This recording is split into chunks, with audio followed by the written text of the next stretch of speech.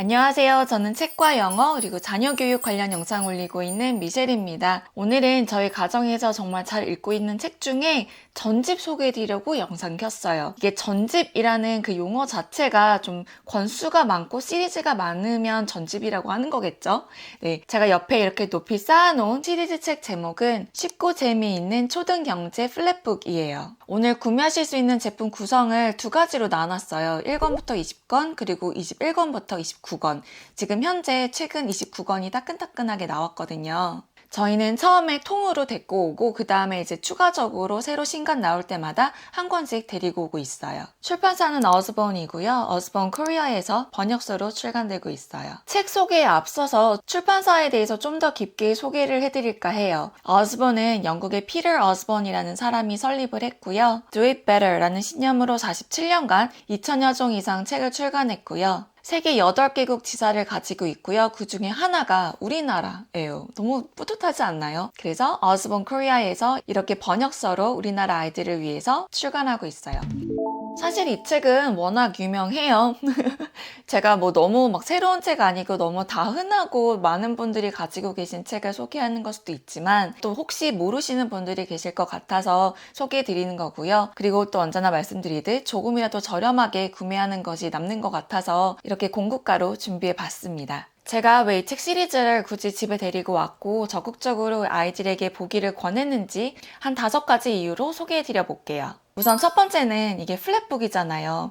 뭐 다른 류의 플랫북을 이미 가지고 계신 분들은 다 경험을 하셨겠지만 아이들이 플랫북을 굉장히 좋아해요. 이게 왜냐면 이 책을 딱 열면 이 날개들이 나 좀 열어봐줘, 나 좀 열어봐줘 이렇게 아우성을 친단 말이에요. 그렇다 보니까 아이들이 그냥 호기심에 글을 읽던 안 읽던 그림을 보면서 먼저 열어보게 돼요. 한번 열어보면 그 다음 것들도 어떤 내용이 담겨있는지 궁금하거든요. 그렇다 보니까 책을 읽으라고 엄청 권유를 하지 않더라도 이런 플랫북이 있으면 아이들이 자연스럽게 열어보더라고요. 그래서 책을 엄청난 에너지를 쏟으면서 막 보라고 권유하지 않더라도 이런 플랫북은 기본적으로 아이들이 잘 보기 때문에 좀 권하는 입장으로 편하죠. 그리고 두 번째는 이 플랫북 자체에서 주는 메리트가 충분히 있는데 이 책 시리즈는 좀 다소 어려울 수 있는 내용을 굉장히 쉽게 잘 풀어내요. 다소 지루할 수도 있고 어려워 보일 수 있는 그런 개념들을 이런 플랫북을 곳곳을 열어보면서 차근차근 알아갈 수가 있어요. 그래서 예를 들어 분수와 소수, 백분율의 개념부터 쓰임새, 비교법까지 차근차근 소개를 해줘요. 그렇다 보니까 분수란 무엇인지, 분수는 어떻게 읽고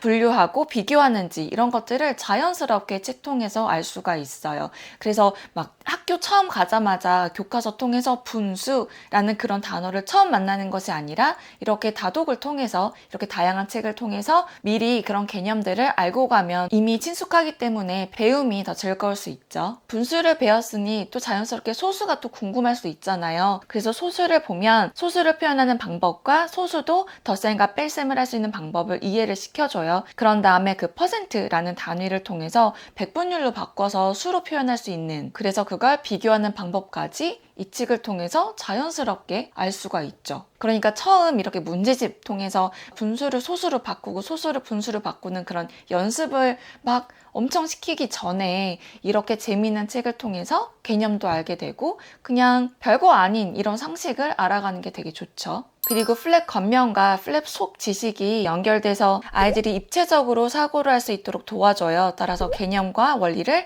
더 효과적으로 이해할 수가 있죠. 그 다음 좋은 점은 초등학생 눈높이에 맞춰서 명쾌하고 깊이 있는 설명이 있어서 되게 좋았어요. 아이들이 기본 지식이 없더라도 하나둘씩 그 플랩을 열어가면서 그 옆에 있는 글귀를 보면서 말풍선을 보면서 기초 지식을 이해하고 쌓아갈 수가 있어요. 그리고 이미 기초 지식이 조금 있더라도 다소 애매모호하게 알고 있는 것들이 있을 수 있잖아요. 그것도 역시 개념과 원리를 탄탄하게 굳혀주더라고요.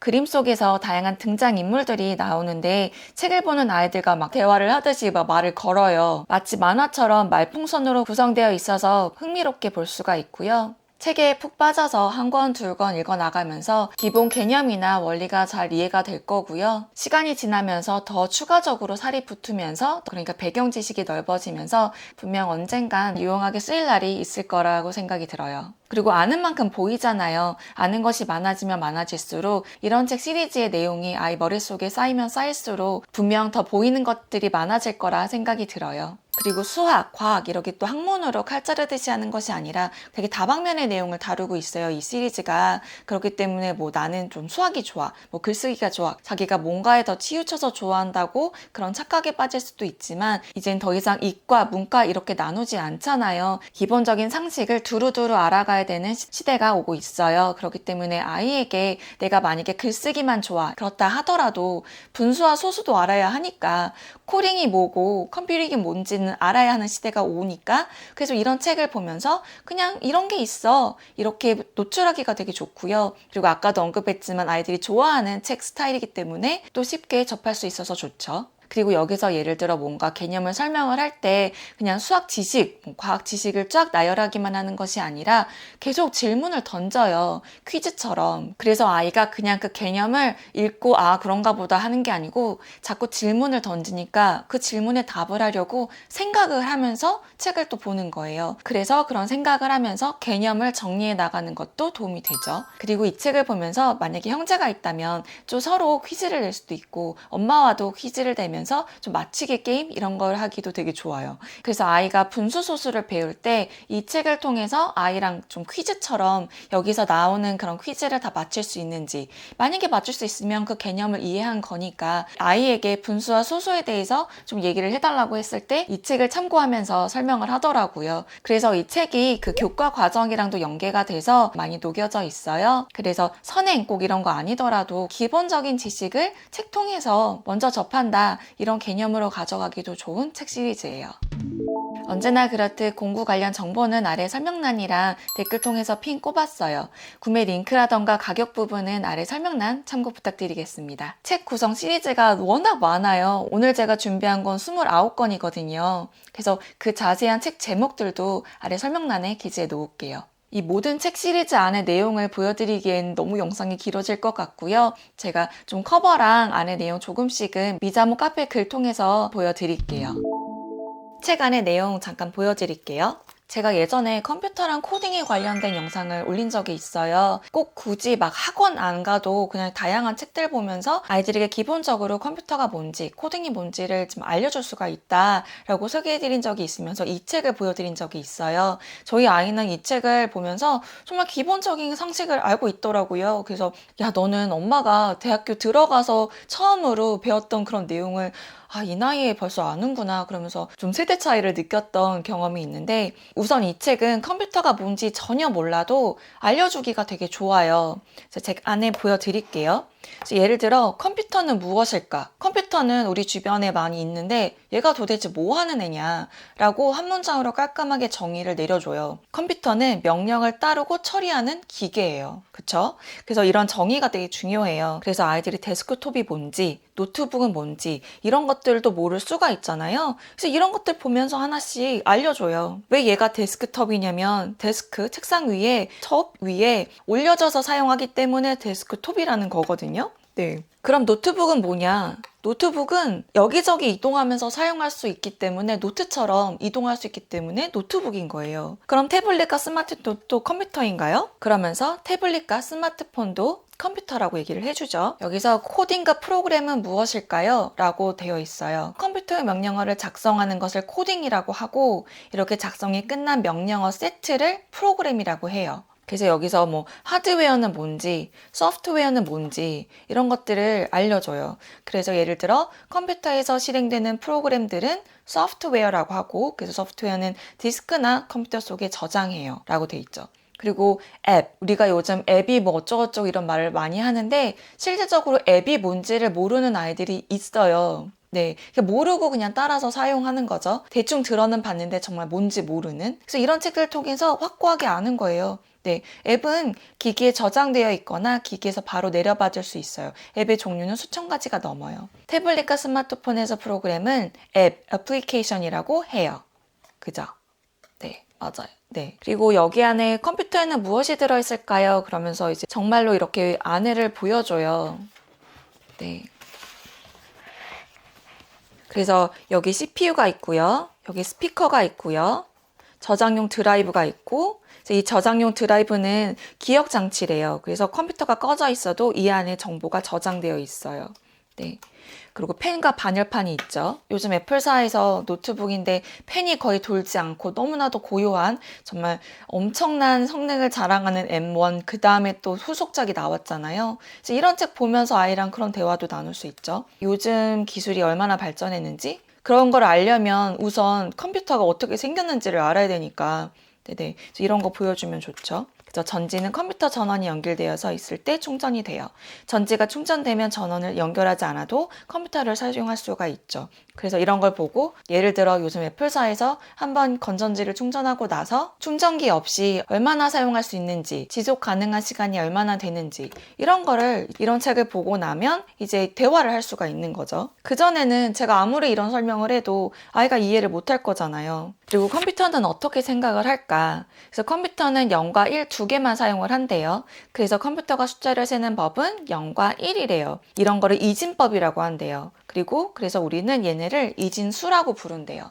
그래서 이진법이 정말 무엇인지를 정말 깊게 배우기 전에 우리 아이들은 이미 이진법과 이진수가 뭔지를 알고 있는 거예요. 그러니까 너무나도 친숙한 용어죠, 먼저. 그러면서 아이가 자연스럽게 십진수라는 것도 배워요. 그러면서 안을 보면 십진법에서는 1의 자리에서 시작한 한 자리씩 더해질 때마다 10을 곱한대요. 그래서 1의 자리, 10의 자리, 100의 자리 우리 이렇게 만들잖아요. 이런 거를 십진수로 230이라고 한다. 이런 숫자를 이진수로는 0, 0은 0이고 1은 1이고 2는 10, 3은 11, 4는 100 이런 식으로 수를 나타낸대요. 아, 신기하다. 이런 게 있네. 이런 걸 이제 느끼면 되는 거예요. 이 책을 통해서. 그리고 비트와 바이트도 저는 사실은 대학교 가서 배웠거든요. 근데 아이는 벌써 이걸 알고 있어요. 비트와 바이트의 차이를. 그러면서 이제 아이가 비트가 뭔지, 바이트가 뭔지. 그래서 우리 컴퓨터에서 얘기하는 뭐 메가바이트라던가 기가바이트, 테라바이트 이런 단위들을 이제 이미 알고 있는 거죠. 꼭 누군가가 가르쳐 줘야만, 꼭 학원을 가야만 알게 되는 것이 아니라 이렇게 책을 통해서 재밌게 이 플랩을 플립하면서 배우게 되는 거죠. 그래서 저희 아이는 기본적으로 컴퓨터라던가 코딩에 대한 그런 기본적인 개념을 잡을 수 있었던 것 같아요. 컴퓨터 언어 같은 경우도.